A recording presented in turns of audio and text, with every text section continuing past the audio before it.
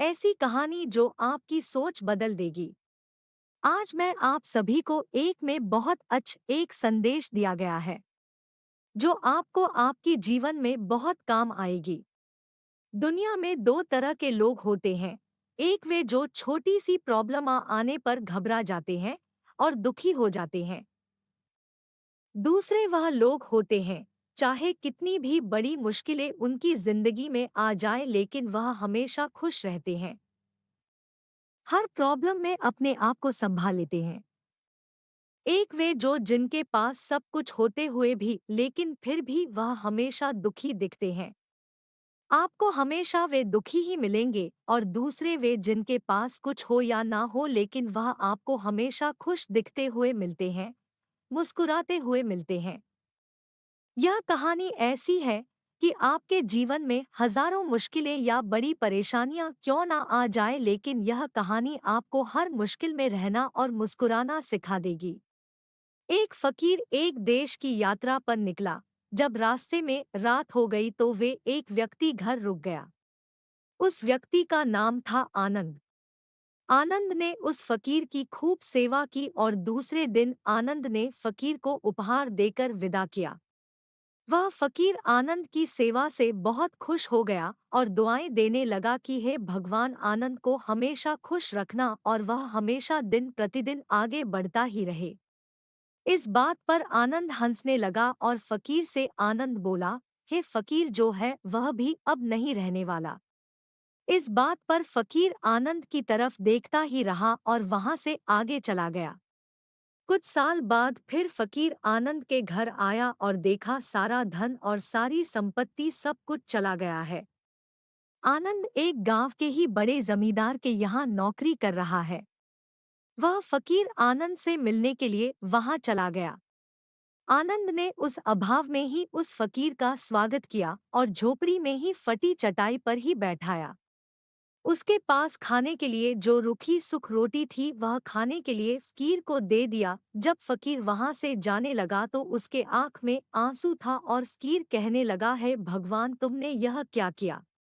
तो आनंद फिर हंसा और कहने लगाया, अरे फकीर, तू क्यों दुखी हो रहा है।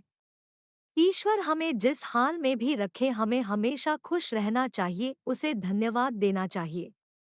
समय सदा बदलता रहता है और इतना ही नहीं, यह भी नहीं रहने वाला है। इस पर फकीर सोचने लगा कि मैं तो केवल वैसे से ही फकीर हूँ लेकिन सच्चा फकीर तो तुम हो आनंद। कुछ साल बाद फकीर फिर से यात्रा पर निकला और आनंद से मिला और देखा तो देखता ही रह गया क्योंकि सब कुछ बदल चुका था। आनंद अब जमींदारों का जमींदार बन चुका था। उसे मालूम हुआ आनंद जिस जमींदार के यहाँ नौकरी कर रहा था उसकी कोई संतान नहीं थी और अपनी सारी संपत्ति और जायदाद आनंद को दे दी। फकीर बहुत खुश हो गया और आनंद से कहा, अच्छा हुआ वह जमाना गुजर गया, भगवान करे अब तुम ऐसा ही बना रहो। यह सुनकर आनंद फिर हंसने लगा और कहने लगा, फकीर, अभी भी तेरी नादानी बनी हुई है। फकीर ने फिर आनंद से पूछा, क्या यह भी नहीं रहने वाला। तो आनंद ने उत्तर दिया, हाँ, या तो यह चला जाएगा या फिर इसको अपना मानने वाला ही चला जाएगा। यहाँ पर कुछ भी रहने वाला है ही नहीं। अगर कोई चीज शाश्वत है तो वह है हमारी आत्मा, वह है हमारी मन की शांति, वह है हमारे मन का सुकून और बाकी जो कुछ भी है वह हमेशा रह ही नहीं सकता। फकीर ने आनंद की बातों को बहुत ही ध्यान से सुना और वापस चला गया। जो होता है उसे स्वीकार करो। कुछ सालों के बाद फिर फकीर जब उस गांव से गुजरा तो आनंद का महल तो है लेकिन उसमें आनंद ही नहीं है। उसमें कबूतर गुटरगू कर रहे हैं। आनंद अब इस दुनिया में नहीं रहा, उसकी मृत्यु हो चुकी थी। वह फकीर मन ही मन सोचने लगा कि यह एक इंसान जिंदगी भर कितना दौड़ता रहता है और रोता रहता है, दुखी होता रहता है। जिन चीजों के लिए इंसान तड़पता रहता है, दुखी होता रहता है, वास्तव में वह चीज जो हमेशा रहने वाली है ही नहीं, वे सारी चीजें बदलने वाली है।